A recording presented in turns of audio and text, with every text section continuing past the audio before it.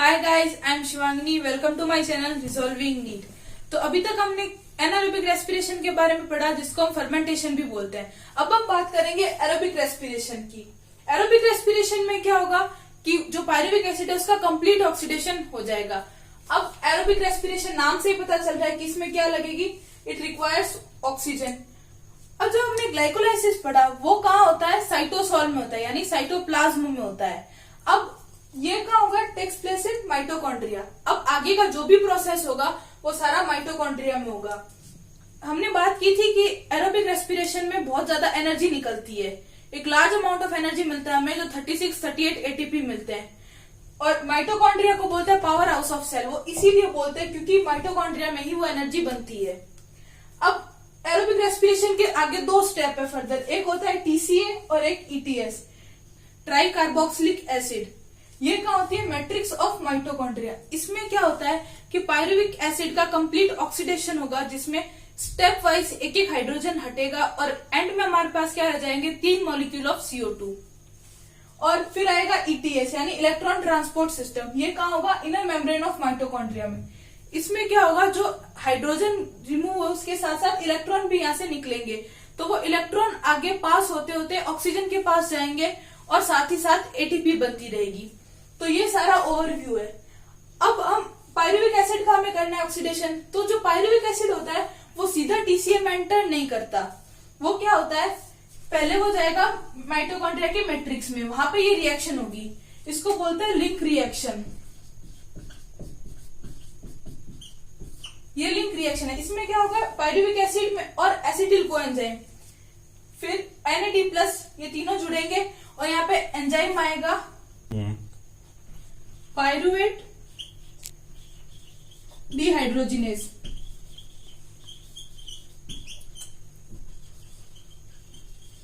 इस एंजाइम की प्रेजेंस में ये पायरुविक एसिड किस में कन्वर्ट हो जाएगा, acetyl coenzyme plus CO2 plus NaDH2।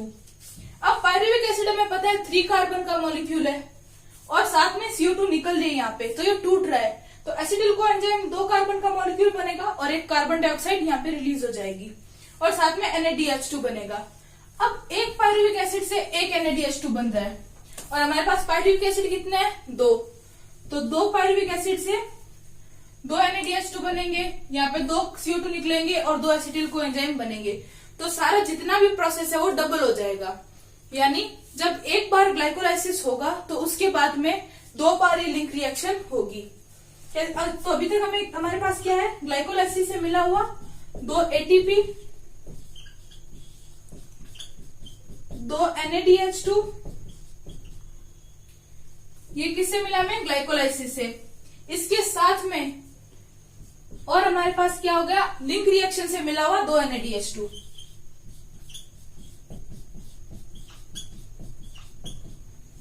ये चीज मैं बार बार रिपीट इसलिए कर रही हूँ क्योंकि जब आगे हम रेस्पिरेटरी बैलेंस शीट निकालेंगे तो इसमें हमें हर एक एटीपी का अकाउंट लेना पड़ेगा, तब वहां पे कंफ्यूजन होगी। तो हम जैसे जैसे एक एक स्टेप पढ़ रहे हैं, हमें उस चीज को नहीं भूलना कि हमारे पास अभी एट प्रेजेंट कितने एटीपी है, कितने NaDH2 है।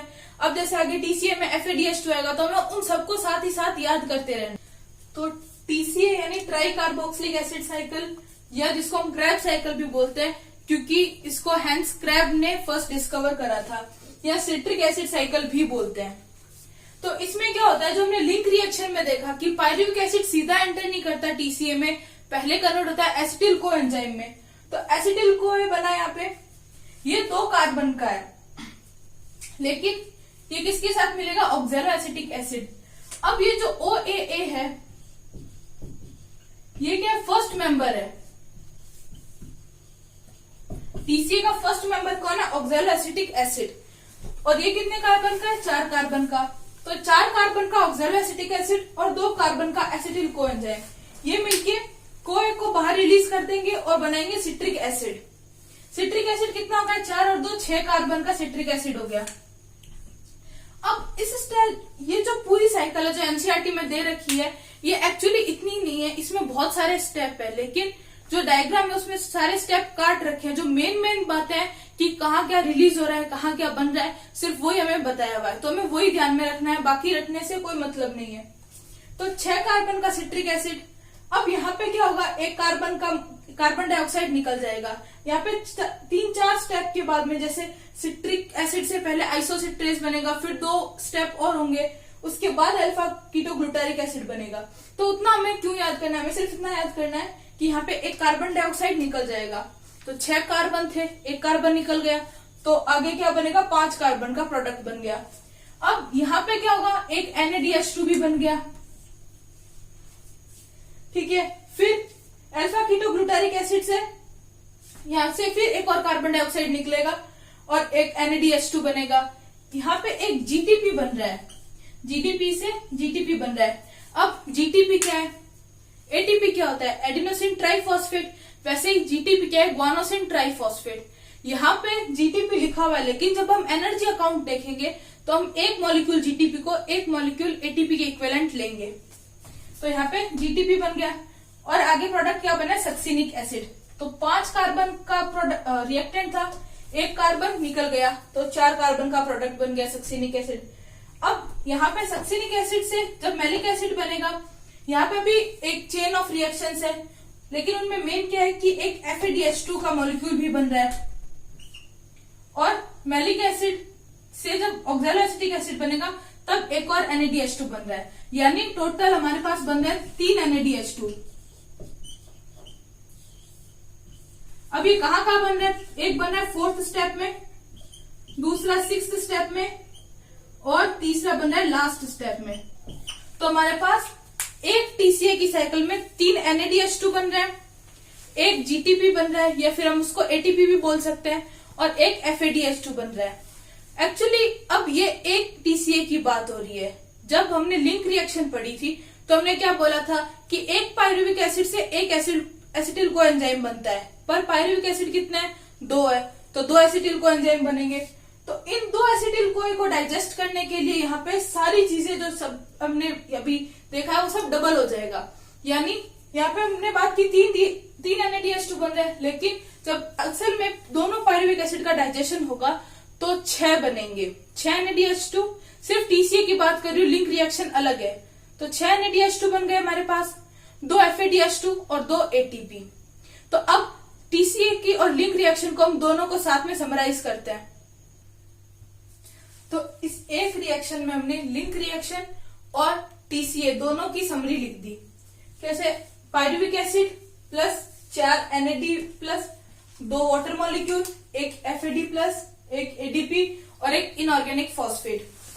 जब ये सारी चीजें माइटोकॉन्ड्रियल मैट्रिक्स में जाएगी तो हमारे पास क्या मिलेगा, 3 molecule CO2, 4 NADH, 4 H plus, एक ATP और एक FADH2।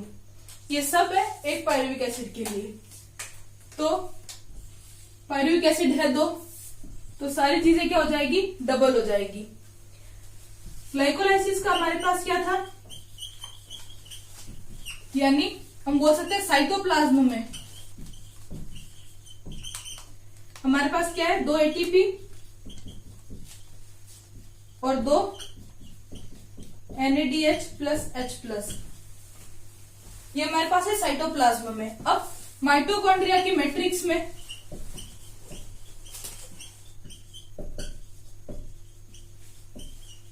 यानी जिसमें हम TCA और लिंक रिएक्शन दोनों इंक्लूड कर रहे हैं, यहाँ पे हमारे पास है 2 मॉलिक्यूल ATP,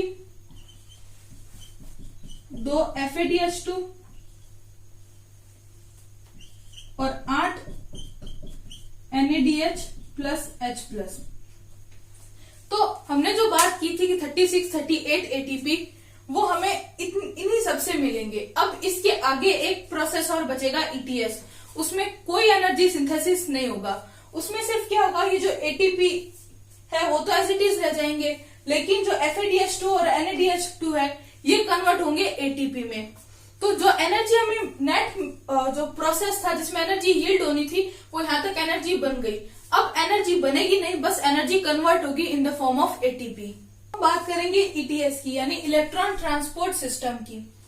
इसमें क्या होता है, ये 5 कॉम्प्लेक्स से बना हुआ एक सिस्टम है।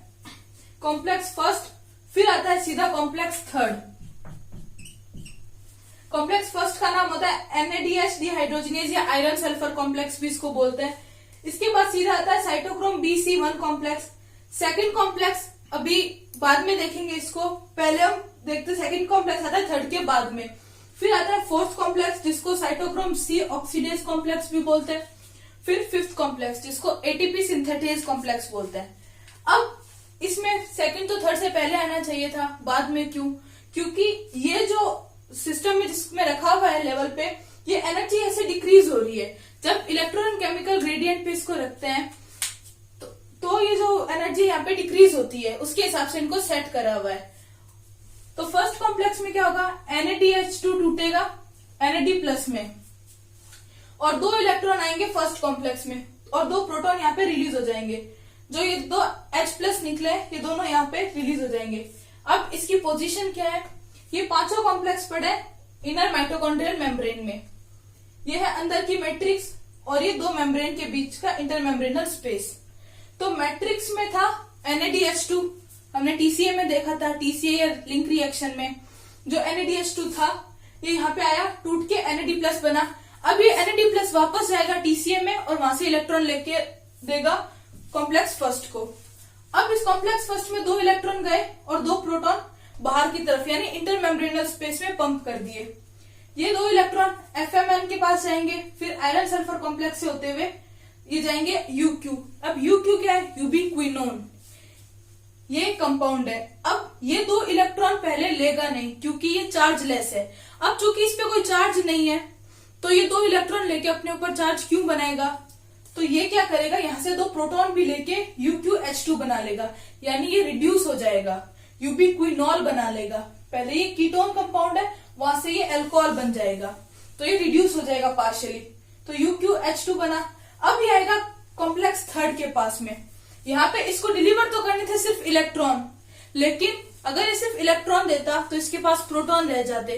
तो इसने क्या किया, इलेक्ट्रॉन और प्रोटॉन दोनों ही दे दिए कॉम्प्लेक्स थर्ड को, क्योंकि इसको तो किसी चार्ज की जरूरत नहीं है। तो इसने थर्ड कॉम्प्लेक्स को बोला कि ले तू दोनों रख ले।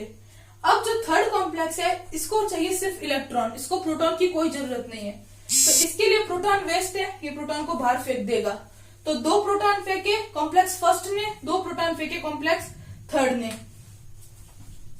अब कॉम्प्लेक्स थर्ड में जो इलेक्ट्रॉन है वो साइटोक्रोम बी, फिर आयरन सल्फर कॉम्प्लेक्स और साइटोक्रोम C1 से होते हुए पहुंचेगा साइटोक्रोम C के पास में। अब साइटोक्रोम C क्या है, एक मोबाइल प्रोटीन कैरियर है। ये कॉम्प्लेक्स थर्ड से इलेक्ट्रॉन लेगा और जाके कॉम्प्लेक्स फोर्थ को दे देगा। ये इसकी जो प्रेजेंस है ये पड़ा है मेम्ब्रेन के बीच में, या अपनी ये दोनों मेम्ब्रेन का जो इंटरमेम्ब्रेनल स्पेस है वहां पे ये पड़ा है साइटोक्रोम C। अब ये साइटोक्रोम बी कॉम्प्लेक्स थर्ड और कॉम्प्लेक्स फोर्थ के बीच का पार्ट है, तो हम इसको किसका पार्ट मानेंगे, ये एक्चुअली साइटोक्रोम फोर्थ का पार्ट होगा, क्योंकि कॉम्प्लेक्स फोर्थ का पार्ट होगा क्योंकि कॉम्प्लेक्स 4 का नाम है साइटोक्रोम C ऑक्सीडेज। तो अब यहां से इलेक्ट्रॉन पहुंचे कॉम्प्लेक्स फोर्थ के पास में। अब दो कॉपर सेंटर यहाँ पे प्रेजेंट होते हैं कॉम्प्लेक्स फोर्थ में। यहां से होते हुए इलेक्ट्रॉन फाइनली कौन एक्सेप्ट कर लेगा, ऑक्सीजन। एनसीईआरटी में क्लियरली ये चीज मेंशन है कि ऑक्सीजन यहाँ पे, हमने कहा था कि जो इलेक्ट्रॉन है वो आगे एनसीईआरटी में लिख रखा है कि आगे ऑक्सीजन ले लेता है, यानी हमने बात की थी कि जो एरोबिक रेस्पिरेशन है इसमें कौन यूज होगा, ऑक्सीजन। तो यहाँ तक हमने जितनी भी रामायण पढ़ी वहां पे ऑक्सीजन कहीं आया ही नहीं था, ऑक्सीजन सिर्फ यहाँ पे आएगा और सारा खेल खत्म कर देगा। जो इतने इलेक्ट्रॉन यहाँ पे घूम रहा था 4 कॉम्प्लेक्स के थ्रू गुजरा, अब ये ऑक्सीजन क्या करेगा, फाइनली उसको एक्सेप्ट कर लेगा। तो oxygen act as final electron acceptor, तो ये इलेक्ट्रॉन ले लेगा। और मैट्रिक्स में तो बहुत सारे प्रोटॉन पहले से ही थे, तो ये क्या करेगा, 2 प्रोटॉन भी ले लेगा, तो half O2 plus 2H2, 2 electron लेके बना लेंगे H2O। ये यहाँ पे मेटाबॉलिक वाटर है। मेटाबॉलिक वाटर यानी ये पानी बना है। जैसे फोटोसिंथेसिस में जो H2O निकलता है वो पानी क्या होता है, कन्वर्ट होता है। जो पहले भी हम H2O यूज करते हैं, फिर 6H2O निकलता है, तो जो 12H2O रिएक्टेंट की तरफ लिखते हैं उसी में से 6H2O के मॉलिक्यूल बच जाते हैं। लेकिन रेस्पिरेशन में जो एंड प्रोडक्ट में H2O होता है वो बनता है, ना कि रीयूज होता है। तो ये यहाँ पे बन रहा है, इसको मेटाबॉलिक वाटर बोलते हैं। अब यहाँ पे वाटर बन गया, लेकिन यहाँ पे भी ऑक्सीजन जब वाटर बनेगा तो 2 प्रोटॉन फिर बाहर पंप कर देगा। तो फर्स्ट कॉम्प्लेक्स, थर्ड कॉम्प्लेक्स और फोर्थ कॉम्प्लेक्स तीनों ने दो दो प्रोटॉन पंप करे बाहर, तो बाहर क्या हो गया, प्लस चार्ज ज्यादा हो गया और कंपैरेटिवली अंदर कौन सा चार्ज हो गया, नेगेटिव चार्ज। तो यहाँ पे एक इलेक्ट्रोकेमिकल ग्रेडियंट बन गया। ये क्यों बना, अब ये हेल्प करेगा एटीपी सिंथेसिस में। अब क्या होगा, ये जो 6 प्रोटॉन है ये जाएंगे कॉम्प्लेक्स फिफ्थ के पास में। इसमें FO और F1 दो कॉम्प्लेक्स है। अब इसमें जो O की तरह दिख रहा है यानी जो राउंड है वो है F1 कॉम्प्लेक्स और जो 1 की तरह दिख रहा है वो F0 कॉम्प्लेक्स है। ये प्रोटॉन अब यहाँ जाएगा, पूरे F0 जो पार्टिकल है इसको पूरा घुमा देगा और दूसरी तरफ निकल जाएगा। लेकिन जब ये इसको घुमाएगा तब बाहर जो एटीपी थी वो एटीपी में कन्वर्ट हो जाएगी। तो यहां से दो प्रोटॉन के पेयर साथ में जाएंगे। अब हमें पता है कि दो प्रोटॉन जब यूज होते हैं तो एक मॉलिक्यूल बनता है एटीपी का। और यहाँ पे कितने मॉलिक्यूल है, 6 प्रोटॉन है। तो 6 प्रोटॉन से कितने बनेंगे, 3 एटीपी बनेंगे। तो एनसीईआरटी की जैसे लाइन है कि एक NADH2 से 3 एटीपी बनते हैं, तो वो ऐसे बनता है क्योंकि जब एक NADH2 ETS में एंटर करता है तो वो 6 प्रोटॉन छोड़ता है और उससे 3 एटीपी बनते हैं। सेकेंड कॉम्प्लेक्स का हमने देखा था कोई काम नहीं था अभी। अब हम सेकेंड कॉम्प्लेक्स को फेम में लाएंगे। तो सेकेंड और फर्स्ट कॉम्प्लेक्स में क्या लड़ाई है, पहले फर्स्ट कॉम्प्लेक्स फेम में था तो सेकेंड नहीं था। अब सेकेंड जब लाइमलाइट में आएगा तो फर्स्ट बाहर हो जाएगा। तो फर्स्ट का मेन काम ये था कि NADH2 का आगे कन्वर्जन कराए एटीपी में, तो ये सिर्फ उसी में काम करता था। अब NADH2 का हो गया, अब इसका कोई काम नहीं है या आइसोलेट हो जाएगा। अब जो सेकंड कॉम्प्लेक्स है उस पर हम फोकस करते हैं। यहाँ पे क्या होगा, FAD सॉरी एक बार काटो काटो काटो काटो काटो काटो। अब हमने देखा था कि सेकंड कॉम्प्लेक्स का अभी तक कोई काम नहीं था, जो भी काम था वो फर्स्ट, थर्ड, फोर्थ और फिफ्थ का था। अब क्या होगा, सेकंड कॉम्प्लेक्स लाइमलाइट में आएगा और फर्स्ट बाहर हो जाएगा। इन दोनों की आपस में नहीं बनती। जब ये काम करेगा तो ये दूर रहेगा और जब ये फेम में आएगा तो फर्स्ट कॉम्प्लेक्स अलग हो जाएगा। तो सेकंड कॉम्प्लेक्स पे फोकस करते हैं अब हम। तो यहाँ पे FADH2 जो है वो ऑक्सीडाइज होगा FAD+ में। सेम अब FAD+ क्या करेगा, ये मैट्रिक्स में जाएगा, वहां से TCA के पास आएगा, फिर इलेक्ट्रॉन लाके इसको देगा। तो ये इधर इनकी साइकिल चलती रहेगी। अब यहाँ से 2 इलेक्ट्रॉन आएंगे। अब जो फर्स्ट कॉम्प्लेक्स में जब NADH2 रिड्यूस ऑक्सीडाइज हो रहा था तो 2 प्रोटॉन इसने बाहर पंप किए थे। लेकिन जो सेकंड कॉम्प्लेक्स है ये बहुत वीक है, ये कुछ भी पंप बाहर नहीं कर पाएगा। तो इसको जो सीधा सीधा काम बोला है ये कोई एक्स्ट्राऑर्डिनरी फंक्शन नहीं करेगा, ये सीधा 2 इलेक्ट्रॉन आगे यूबिक्विनोन को ट्रांसफर कर देगा। अब यूबिक्विनोन बोलेगा कि मैं अपने नियम किसी के लिए नहीं बदलता, तो ये 2 इलेक्ट्रॉन के साथ 2 प्रोटॉन भी लेगा तो यूबिक्विनोल बना लेगा और यहाँ पे आके दोनों इलेक्ट्रॉन और प्रोटॉन साइड ये कॉम्प्लेक्स थर्ड को दे देगा। कॉम्प्लेक्स थर्ड भी आदत से मजबूर, ये भी 2 प्रोटॉन बाहर पंप कर देगा पहले की तरह, क्योंकि इसको चाहिए ही नहीं प्रोटॉन, ये बाहर पंप कर देगा और 2 इलेक्ट्रॉन लेके अपना काम कर लेगा। यहाँ से अब सारा प्रोसेस जो है वो सेम चलेगा। अब ये जो इलेक्ट्रॉन है साइटोक्रोम C के थ्रू कॉम्प्लेक्स फोर्थ में जाएंगे, वहां से ऑक्सीजन जो है वो फाइनल इलेक्ट्रॉन एक्सेप्टर बनेगा और इलेक्ट्रॉन को निकाल के वाटर बना लेगा। फिर वो 2 प्रोटॉन बाहर पंप कर देगा और ये प्रोटॉन जाके एटीपी सिंथेसिस करवाएंगे। अब इन पहले जो हमने पढ़ा और अभी पढ़ा इसमें डिफरेंस क्या है कि पहले जब NADH2 से एटीपी बना रहे थे तब क्या होता था कि हमारे पास 3 पेयर होते थे प्रोटॉन के, एक पंप करता था कॉम्प्लेक्स फर्स्ट, एक कॉम्प्लेक्स थर्ड और एक कॉम्प्लेक्स फोर्थ। बाकी सारा प्रोसेस यहाँ सेम है, बस चेंज क्या होगा कि चूंकि सेकंड कॉम्प्लेक्स बहुत वीक है वो प्रोटॉन नहीं पंप कर पाएगा तो एक पेयर प्रोटॉन का कम हो जाएगा, पर थर्ड और फोर्थ अपना काम कंटिन्यू रखेंगे तो एक पेयर पंप करेगा थर्ड कॉम्प्लेक्स और एक फोर्थ कॉम्प्लेक्स। तो ये दोनों प्रोटॉन के जो पेयर है वो मिलके कहाँ जाएंगे, फिफ्थ कॉम्प्लेक्स के पास में और एटीपी बनाएंगे। अब सिमिलरली एक पेयर से एक एटीपी बनता है तो 4 प्रोटॉन है यानी 2 पेयर है तो 2 एटीपी के मॉलिक्यूल बनेंगे। इसीलिए हम बोलते हैं कि एक NADH2 से 3 एटीपी बनते हैं और एक FADH2 से 2 एटीपी बनते हैं। तो जब हम वैसे ही सारा कन्वर्जन करेंगे तो हमें सारा अकाउंट मिल जाएगा एटीपी का, टोटल आएंगे 38 एटीपी। अगर आपको हमारा वीडियो पसंद आया तो वीडियो को लाइक करें, चैनल को सब्सक्राइब करें। Thank you for watching. जय हिंद, जय भारत।